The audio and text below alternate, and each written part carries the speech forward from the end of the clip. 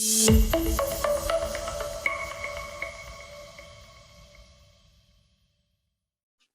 there, it's Ralph Rubino back with another episode of the Financial Wellness series with Alicia Anderson from Huron Dev with the Digital Main Street team. Alicia's been helping me with a few different things with my business to help on different ways that I can get my message and get what I do out there. And we came up with the idea of doing this small series. So if you missed episode 1, be sure to check that back on our Instagram and YouTube links, which will be included in the video. And just as a quick refresher, I want Alicia to reference a couple things that really stood out for her from our last video where we were building her success plan, inputting some information, and starting to get the ball rolling so she can see where she's at now, based on what she's doing now, where she's headed. So what did you think of that, Alicia?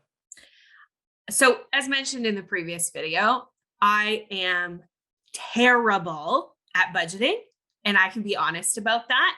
So what I loved about this program is it makes budgeting really simple. The ease of use was incredible.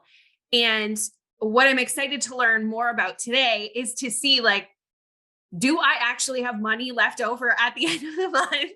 And can I actually retire? I feel like you get to a certain age where you are either like, you are lucky enough to have a job where there's a pension included and you've been able to also save some money.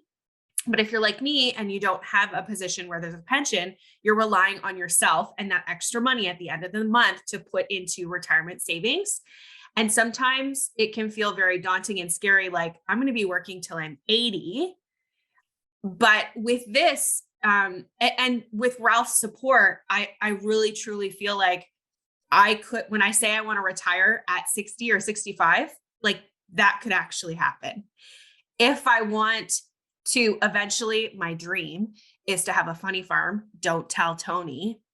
That could happen too. Like, anything's possible if you are able to budget and get control of your finances, which Ralphie will share today. It's really easy with this program to get in control of your finances, have a really incredible support system like Ralph to help walk you through everything and show you how you can take control and how simple it can really be.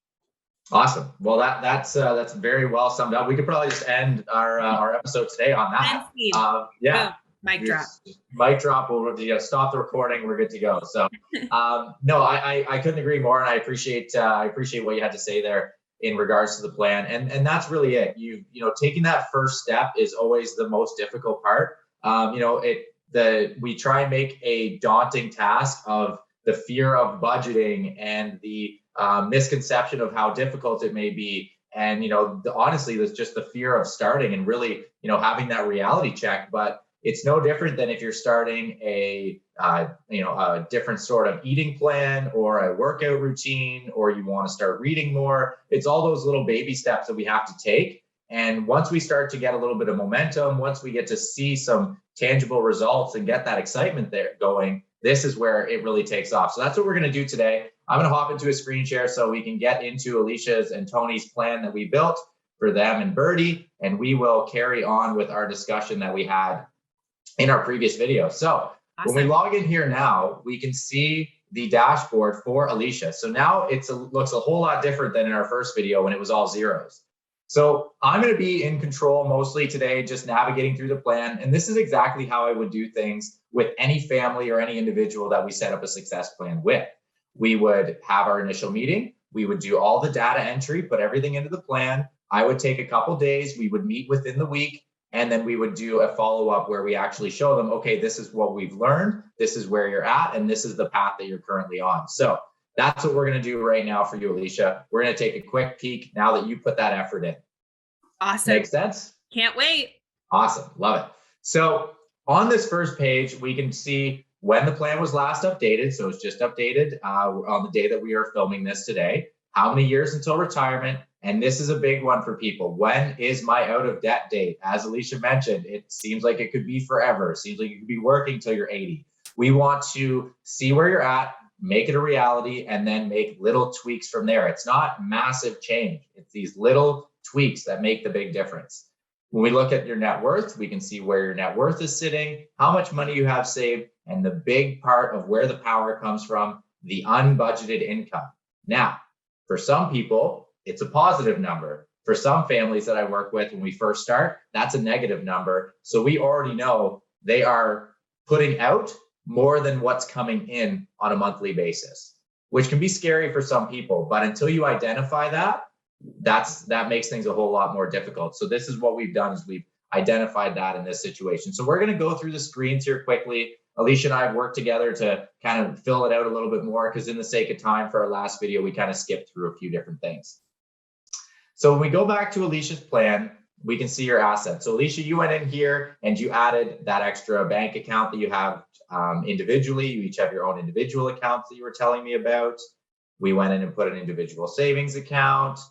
And then we added some household belongings, your furniture, some camping supplies that you have, your bicycles, and then just general home contents. So, those are it's hard to put a number on that. A lot more sentimental value a lot of the time than tangible value, but it is realistic. It is a value. It's things you've purchased. We've got your home. We've got your investments here. So we've got Alicia has something with Main Street, which is an RSP. We've got Tony. He's got something with Equitable Life as an RSP. And then Alicia also has a tax-free savings that she mentioned, and we've inputted that, where she's saving a certain amount every month. So we can start to see how this plan's growing and how the details starting to come in. When we get into the liabilities, however, this is where we're really starting to see where is that money going every single month. So Alicia, you had mentioned that you had the Visa or shopping habit, as you called it. Yeah, and that's a really great name for my Visa. Perfect. Yeah. Perfect. It's probably cooling down a little bit though, now that we're past Christmas. Yes, definitely. Good. And this is a perfect time, because a lot of people start to realize, okay, how long will that take on my minimum payment, so on and so forth. So we're going to touch on that in a minute. So we've got all the debts and different things that we've added there. We didn't change anything on the education or goals. We did do a few things on the family protection. So we added in some coverage that you already have in place. So currently there's nothing on yourself, but Tony does have a group policy for $80,000 that he has with the airport, and how much he pays every month for that. So we can input anything that you have individually or anything that you have on the group side. And then you also have some coverage on Birdie. You were able to get a critical illness plan if anything ever happened to Birdie, that there's money there to supplement your income if you're off of work. As we talked about when we had our initial meeting there, I'd asked you a couple of questions. One of them was, if something ever happened to Birdie where she was, having to go to doctor's appointments and different things like that and have tests done, where would you rather be? At work to continue the income coming in, or with her at those appointments? And you said, with her. Absolutely. So this is another way that this is protecting your income, as well as a future protection for Birdie as well. So we'll touch on that in later videos, but that's just something that we wanted to make sure we input. We did your cash needs, how much you're wanted to have for funeral expenses, so on and so forth. So no changes there. Retirement, we added in what the contribution is into Tony's pension through the airport, and then what that's going to pay him in retirement. And we're going to show how that comes out in a few minutes. Income we didn't touch, but expenses was the big one. This was where we just added in the one quick one on our last video, just to see how the process worked. And then you went in with me after the fact and we added all of these other things, because unfortunately we all have a lot of fixed monthly expenses. So is there anything that we missed there, Alicia, or does that look like we've got everything covered? I think we have everything. Okay, great. And if there is, we can always add things after. That's the beauty of having a digital platform like this. It grows with you. You may go from a regular Spotify plan to a family plan because you have extra people listening to it, or you're sharing it with another family that you're not really supposed to. But hey, when you get all these different subscriptions, it's a good way to do it. Absolutely. So we've added in different memberships: Crave TV, bank fees, cell phone bills, heating, hydro, Netflix, internet, public transit. Do you remember that one? I don't think you do. I don't remember that one. Okay, that's a little nugget we're going to plant, and we're going to touch on in a few minutes. Awesome. Disney Plus, and then all of the things that were connected to the plan already. So as you can see, we've got a nice robust plan built here for Alicia. And what I want to show you today, Alicia, is what that really does when it comes to what do we look like? What do things look like at the end of the month? So when we look at the financial planning and we look at your personal budget, we can see right away a few big things here. Now that we have Tony's income added, we've added in all your expenses, we can see that you guys are utilizing 71% of all of your money that comes into the house before you spend a dollar on gas for the vehicles, groceries, going out for dinner or getting takeout, going to Square Brew or getting something at the LCBO, whatever the case may be, whatever falls under that entertainment bracket for you guys. How does that make you feel? What do you feel like if you're that 70% of your income is spoken for? Do you think that's a good thing? Do you think that's a scary thing? What are your thoughts on that, Alicia? 70% does not scare me. Okay. If it was 90% and we haven't added things like gas or groceries or anything like that in, I think I would be a little more nervous. Mhm. Although in time, the hope would be that we would be able to reassess this and maybe make it less, like 65% and then 60%. Absolutely. That's a perfect way of looking at it. And you're absolutely right. Most families that I deal with that we help is anywhere between some families are very stringent, very budgeted already, and we're sitting at around 50% of what comes into the house. Other families we deal with that they are closer to that 85, 90% before they've even spent anything on those other categories. So 71 is a very, very common place. Between 60 and 75 is very, very commonplace. And what we can see with that is we have $3,439 left to be budgeted. So that's after all of the fixed expenses, the Netflix, the bank fees, the cell phone bills, all of your expenses are looked after. There's this much money left over. And we had gone through a bit of a budget in that last video where we talked about what do you expect to spend on groceries in a month, entertainment, gas, etc. So you had said the following numbers, which amount to $2,600 across those four categories. So that's how we came up with the number on the first screen of $839 of unbudgeted money. So this is money at the end of the month that you have some power with that could help with making that retirement more of a reality, saving for that trip, maybe paying down your debt a little bit faster. And we're going to look at that here shortly. So do you think that that's on average? I know you'd said December was a pretty crazy month for groceries. So what do you think of that number? That is far more than I anticipated. And I think that what excites me, again, and we talked about this, Ralph helps make retirement feel like more of a reality. For me, $839, or maybe we should call them fun coupons. Okay. Those can go a long way. Absolutely. So Alicia and I were talking about this, and fun coupons did come up. So another little nugget for you guys, if you are still into our videos here, is there's going to be another contest, another draw for another gift card. So if you can name the movie that references fun coupons as a way of referring to money, there might be a prize in your future. So pay attention to that one. Fun coupon, Awesome. 839 fun coupons. Like, whoa, that's awesome. Whoa. Yeah. So as we've always been told, all work and no play equals no fun, or whatever that saying was. I never really caught on to that as a kid. I just had tried to have as much fun as possible. We do have to do a little bit of responsible things in order to make that fun feel great. So we're going to do that here in a few minutes. So when we talked about budgeting, Alicia, you made a really good point in regards to some of the, feelings and emotions that come out when we talk about budgeting. Do you want to touch on that quickly? Sure.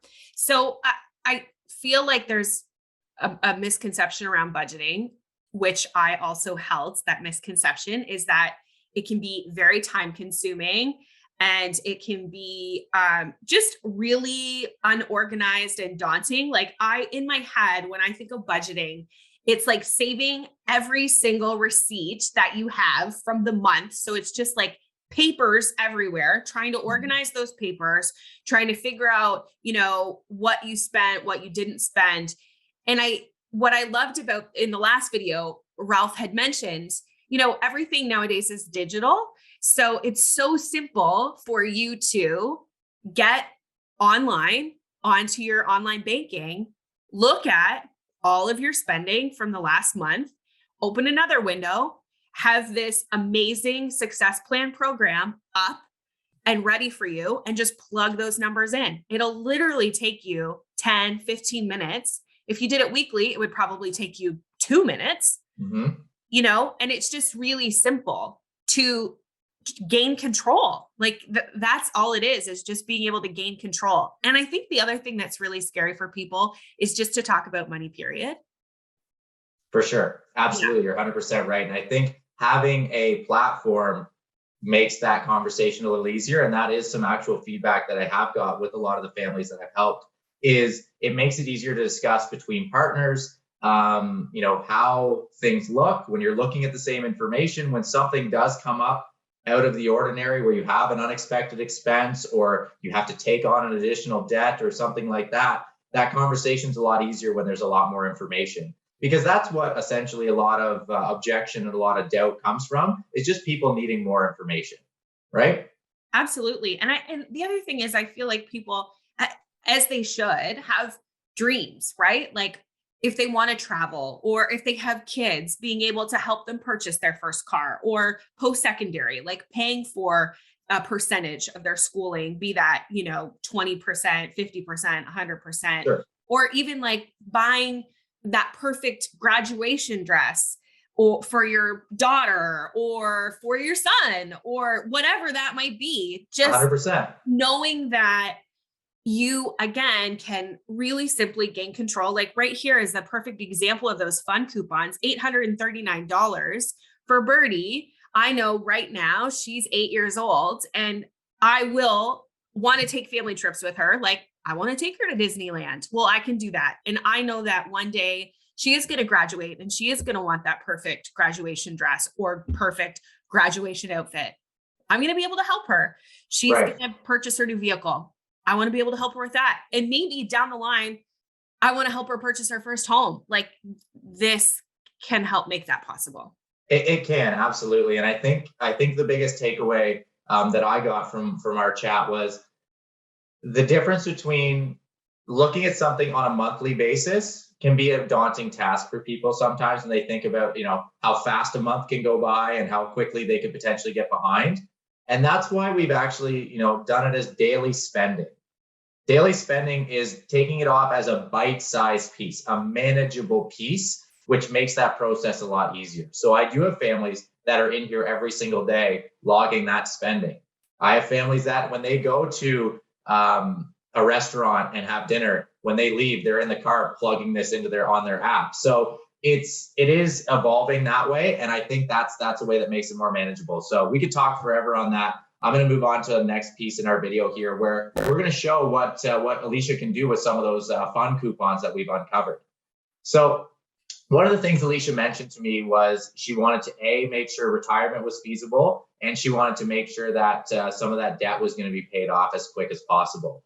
So when we go back into the plan and we are on the liability screen, for instance, we can look and see all of those debts in one place. But on this left-hand side, there's related reports no matter what screen you're on relative to that information. So when we look at this one here where it shows my current debt situation, we can instantly have a snapshot of how much debt you have, what you're contributing monthly to pay down that debt, and what your total amount of interest paid is. In this case, $117,000, which sounds like an astronomical number, but most of that in your situation, Alicia, which for yourself and Tony, is made up with the mortgage interest. And that's good debt. The difference between a good debt and a bad debt is that real estate investment, because we know that house is growing in value, it puts a roof over your head, so on and so forth. So what we can look at here is, okay, 3,600, is there a way that we can even decrease that further to free up some more fun coupons, to free up a little bit more money to go towards retirement or saving for that travel? So what I can help it with is we can look at,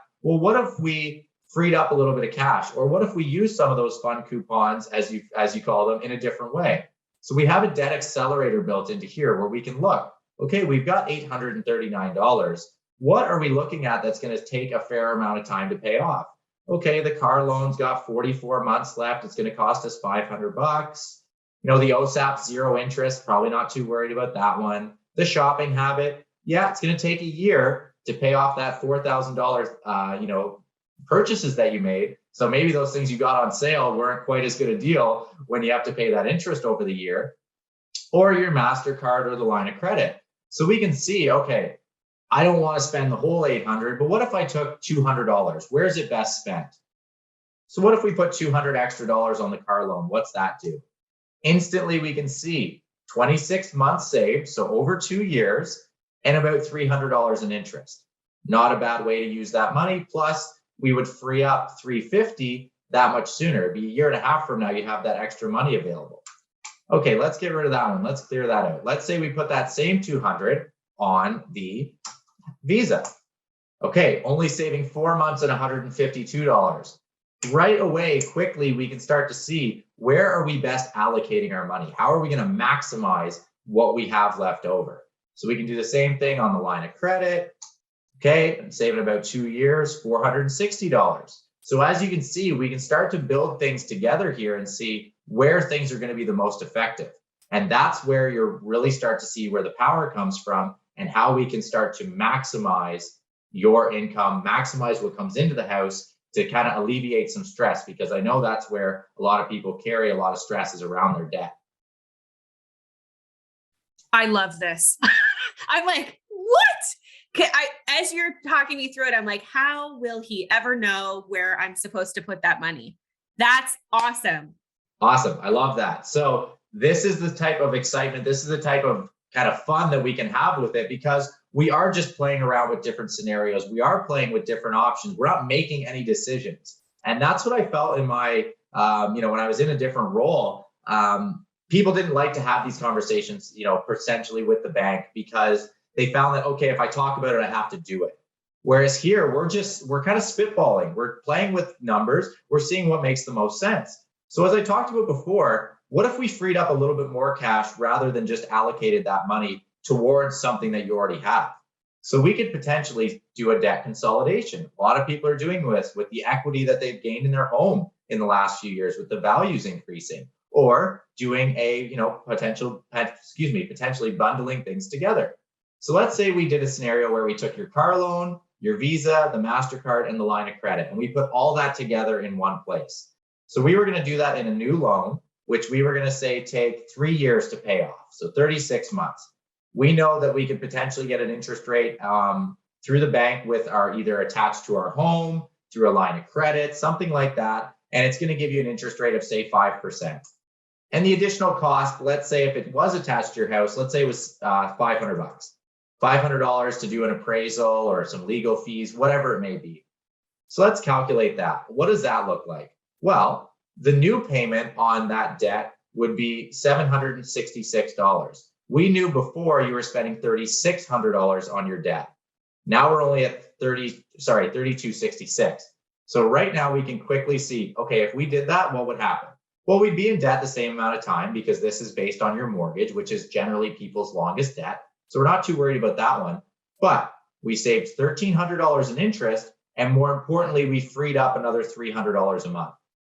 So now we can start to take that extra money and apply it in different places.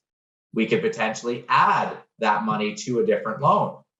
So now we've got $839, which we already knew, plus now we've got an extra $335. So we've got over $1,000 that we've already, materialized of extra money. Fun coupons. Absolutely. So it's not all fun though, right? We want to make sure we're getting this debt down. So let's take some of that $300 we just freed up. We could put it on that new loan right away. Then you're down to only 25 months instead of 36. You're only paying $1,400 in interest instead of over $2,000. It's a quick way. All right, is that the best spot for it? You're like, you know what? 36 months, I'm okay with that, because I know it's my shopping habits paid off. Tony's line of credit's gone. His MasterCard's gone. Why don't we we really want to get that mortgage down faster. Little bits of increases on those mortgages can go a really long way. $250 onto your mortgage of an additional payment on a monthly basis, not weekly or bi-weekly. So if you paid, bi-weekly, it's only $125 every 2 weeks. Are you ready for this one, Alicia? Oh my gosh. Yeah, I think so. Okay, so $250 extra on your mortgage. You had 256 months left. It was going to cost you $113,000 in interest. What does 250 do? Right there, 32 months, so almost 3 years and $15,000. That's worth allocating some fun coupons to adding to the mortgage, would you say? 1,000%. Great. Awesome. And this is what we're trying to do. So if we did that, now we can scroll down and see after all those changes that we made, we consolidated your debt, we put a little bit of extra money on the mortgage. How does that look at the end of the day? Well, in this scenario, we are now debt-free 2 years, 8 months sooner. Awesome. Nothing wrong with that. We've saved $16,000 in interest, and we still have an extra $84 a month added into that $800 we already had. So increasing that buffer that you already came into this with. I can't right now. Like, I am so, I love this. I love it. I love it. Awesome. Well, that's the reaction that we're looking for. This is tangible. I know we've made up some of these numbers with Alicia, but we did derive them from a few different places. And this is very, very common. This is what this is built for. This is where the advice paired with some control that you have goes a very, very long way.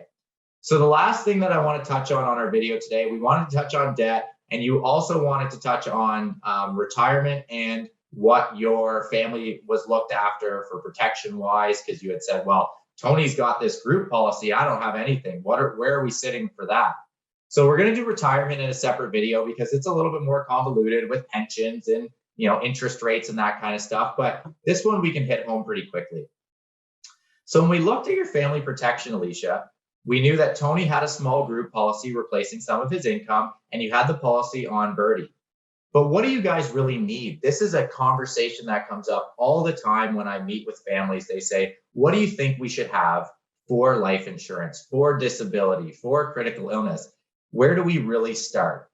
Well, I could make an assumption and say, okay, you're both around this age with one child. If you had $500,000, it's probably going to put you in a good place. I don't like making those assumptions. I want to know that we are protecting exactly what you want, what your needs are. So I didn't tell you what you needed. You told me. You said you wanted $20,000 for funeral costs, make sure debt's paid off, make sure Birdie's education's looked after, both if you or Tony passed away.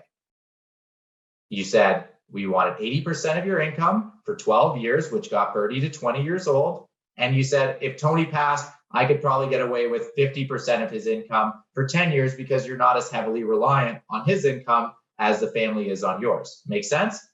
Correct. Great. So let's look at what your needs are.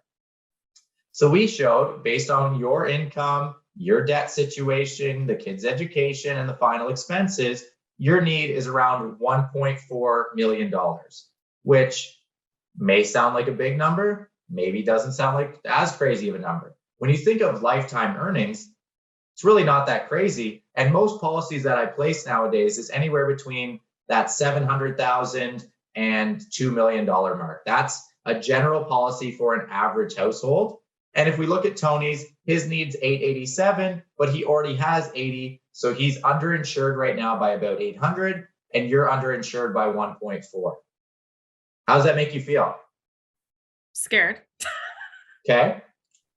But you're going to help me, so keep going. All right, there we go. It's like you're leading me on. You're leading me on. Yeah. Where we're really getting to. So what I've done is I went in, and that's where my job really comes in. And we went over your needs. We talked about what you'd like to have. I know what your income is. I know your debt now, so I can make that recommendation. How does it make you feel that we've already covered all of these insurance needs? I've already accounted for that within your budget. Amazing. Remember that public transit we talked about? Yeah. So I went in, yeah, and I ran quotes and figured out what it was going to cost. We've got it in here, $250 a month for yourself and for Tony. Make sure you guys are fully protected. You've got all the insurance that you need, and we still have that $800 buffer. Does that make it a little bit easier to make that decision about making sure your family's protected? Again, 1,000%. Yep. Great. I Awesome. thought you were going to hit me with that $839 of fun coupons is going to go right to insurance. Thank goodness you haven't. Absolutely. Well, it could, you could create a legacy with that, but no, I went in and ran the numbers with your actual date of birth, with everything based on yourself and Tony. And that's around what it's going to come to, which is right in the ballpark of most average families, what their insurance spend is on an average month when they have the proper protection in place, looking after all those different things. So we're going to end it there for today. We kind of took off a couple of big bites anyways out of Alicia's plan. I'm going to stop the share here quick. So that was a lot of me rambling, giving a lot of information, but that's exactly how a lot of my second meetings go. First meeting, we're gathering that information, we're putting things together. Second meeting is my turn to present, my turn to show you, this is some of the little things that we can do. So what we would next steps would be, this is what people say, okay, like what now? Like what can I do next? This is where I would get you to actually go in for the month of January, log your spending, put in the daily spending, where you go to get your groceries, so on and so forth. And we'll really start to dial in those budgeting categories. Because the last thing I'd want to do, Alicia, is make a decision for you and help you get somewhere and say, okay, let's go do this consolidation loan. Let's go do this. Let's do that. Let's buy this. Let's save a little extra for retirement before we've really stress tested yourself and your situation. We want to know, are we way off in our guess for budgeting? Are we way off in what we spend in entertainment or groceries? So by getting that confidence and saying, okay, that was a pretty average month. Now, how do things look? And that's where you really gain some confidence. So how you feeling after our presentation meeting? Great. Yeah, I feel great. I think, again, just going back to the whole, you can gain control of your finances, and thinking like, I'm not going to be able to retire till I'm 80. And then seeing, here's some money that we can free up for you. And here's some of the ways that we can do that. Again, having somebody in your court that's working for you, that's kind of holding your hand through the whole thing. That's pretty incredible because you have all the answers. So yeah, to some degree, I wish I had that magic 8-ball that I could shake up and have all the answers, but it helps clarify when you have the information. Absolutely. There's always going to be a curveball. There's always going to be an issue with a vehicle, or something goes on the house where you have a $5,000 expense for a new furnace that you weren't expecting. Those are going to happen. But when you have the information, when you have that control, you're in a much stronger place. So that's where we're going to leave it for today. Make sure that you answer our little fun tip. I'll leave it at fun tip.